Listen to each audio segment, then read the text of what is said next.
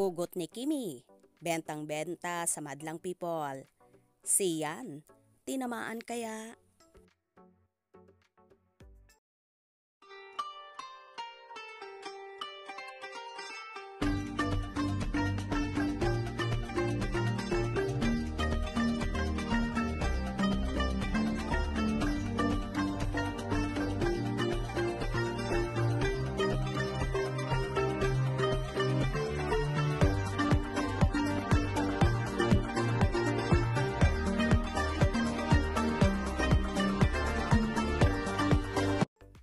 Nag-trending si Kim Chiu sa social media dahil sa pinakawalan niyang hugot sa It's Showtime.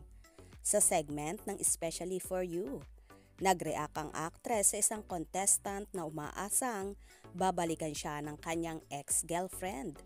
Say ni Kim na parang galit, "Ganon talaga, iniwan mo na eh. Bakit ka babalikan? Dapat hindi mo iniwan." Pasigaw pang dagdag ng actress. Pabiro siyang inawat ni Vong Navarro at sinabing, "Easy ka lang." Say naman ni Kimi, "Sandali lang, walang ganun. Pag iniwan na, hindi na binabalikan. Ba't mo iniwan, di ba?" Emote na emote pang sabi ng Chinita Princess. Ayaw pa ring paawat ni Kim at sabi na naman, "Akala mo nakaabang lang sa'yo? Di ganun yon." Bentang-benta naman sa audience sa mga binitawang pahayag ng actress at nagsisigawan pa sila.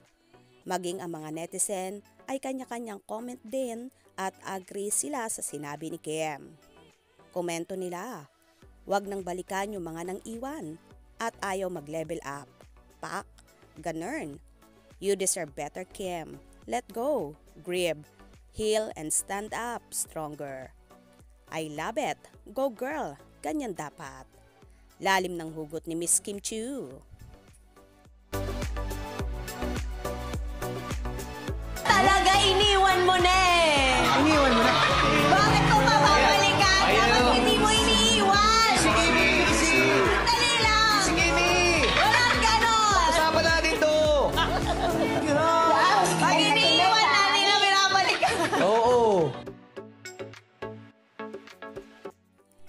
Marami tuloy ang napareact sa mga binitawang salitang ito ni Chinita Princess na tila ba nangyari ito sa samahan nilang magjowa ni Sian Lim. Totoo nga kaya bang siyang iniwan ng actor-director? Ano naman kaya ang naging reaction dito ng ex-jowa niyang si Sian Lim? Tinamaan kaya ba siya sa mga sinabi ng dalaga? Kaya naman tumutok at wag na wag pahuhuli sa mga maiinit na kaganapan. Anong inyong magiging reaction sa bidyong ito? Comment below.